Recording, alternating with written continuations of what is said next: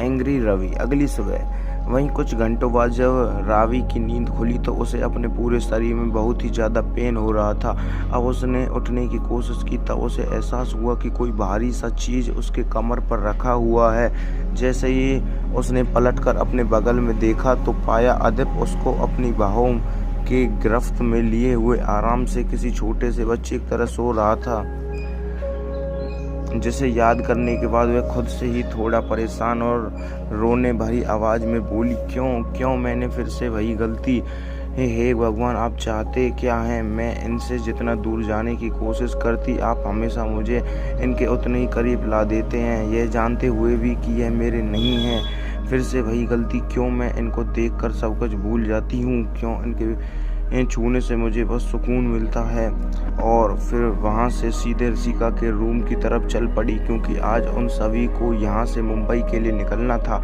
हालांकि सभी group members और बाकी की सभी एक्टर एक साथ ही आए थे, लेकिन अदिप अपने खुद के जट से आया था, इसलिए उसे जाना भी अकेला ही था।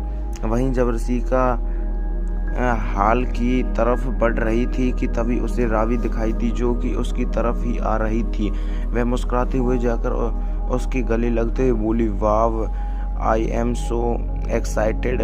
तो फाइनली अब हम मुंबई वापस आ रहे हैं रूही और मिसा से मिलने। तुम्हें पता है वो लोग हमें लेने के लिए एयरपोर्ट पर भी आने वाले हैं।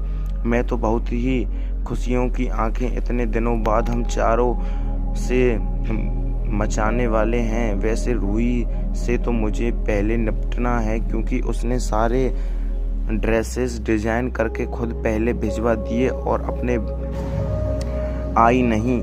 जानती हो अब खबर आ रही है कि वो और सारांश अगले महीने की सेकंड वीक में शादी कर रहे हैं। और उसने इतना ही बोला था कि तभी उसकी बात सुनकर रावी ने एक्साइटेड होते हुए उछलते हुए जाकर ऋषिका के गले लग गई और फिर बोली, really I am so excited कि फाइनली अब मुझे मेरी दूसरे फ्रेंड की वेडिंग देखनी पड़ेगी, क्योंकि मैं तो तुम्हारी शादी देख ही नहीं पाई। खैर कोई नहीं, वैसे भगवान जी है वाली अपॉर्चुनिटी तो मुझसे नहीं छीन सकते। उसकी एक्साइटमेंट देखकर ऋषिका भी हंस दी, लेकिन तभी उसकी नज़र रावी के गर्दन पर बनी निशान पर चली गई तो वह अपने नज़रों को छोटे करते हुए उसे देखने क्या घूरने लगी। तो रावी ने कंफ्यूजन में चढ़ते हुए उससे पूछे, क्या है यार, क्या हुआ, तुम मुझे ऐसे क्यों देख रही हो?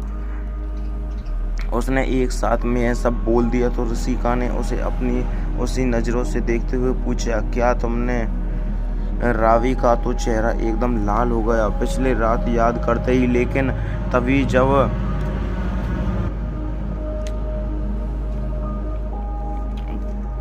तभी उसने ऋषिका की दूसरी बात सुनी तो उसने जल्दी से सफाई देते हुए कहा, अरे नहीं, मैंने उस गधे के साथ नहीं, बल्कि वह तो उस खड़ूस मेरे साथ। इतना कहते ही एकदम से रुक गई, क्योंकि अब उसे एहसास हो चुका था कि उसने फ्लो में क्या कह दिया। वहीं जैसे ऋषिका ने खड़ूस शब्द सुना तो उसे एक भी पल नहीं लगाए हजारों में एक वह किसकी बात कर रही है। अदिप का ख्याल आते ही उसकी बड़ी बड़ी आंखें और भी ज़्यादा बड़ी हो गई। पहले तो उसने हैरानी से रावी के झुके हुए लाल चेहरे को देखा, फिर खुश होते हुए बोली, ओह, तो अभी कंफर्म हो गया कि मैडम अपने होने वाले पतिदेव के साथ आई है। वैसे कोई बात नहीं, अच्छा है, क्योंकि इससे तो मैं जल्दी ही मासी बन जाऊंगी ना।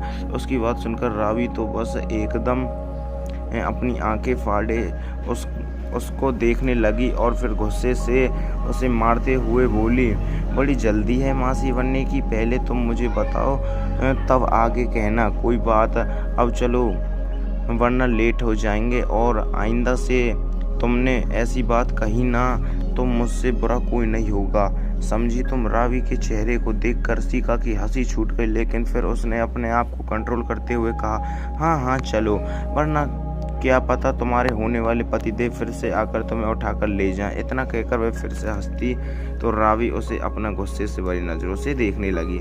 तो गाइस ये एपिसोड यहीं पे ख़त्म होता है। बहुत जल्द मैं नेक्स्ट एपिसोड भी अपलोड कर दूंगा यार। मैं डेली एक एपिसोड ज़रूर अपलोड किया करूँगा यार। सॉरी, मैं कुछ दिनों से यार वीडियोस अपलोड नहीं कर पा रहा था, पर अब से डेली एक एपिसोड आएगा। अगर आप लोग सपोर्ट दिखाओगे तो मिलेंगे यार नेक्स्ट वीडियो में। जल्द ही आपको एक और एपिसोड देखने को मिल जाएगा। अब मैं I am so obsessed with my angel के एपिसोड्स भी डालूंगा। तो गाइज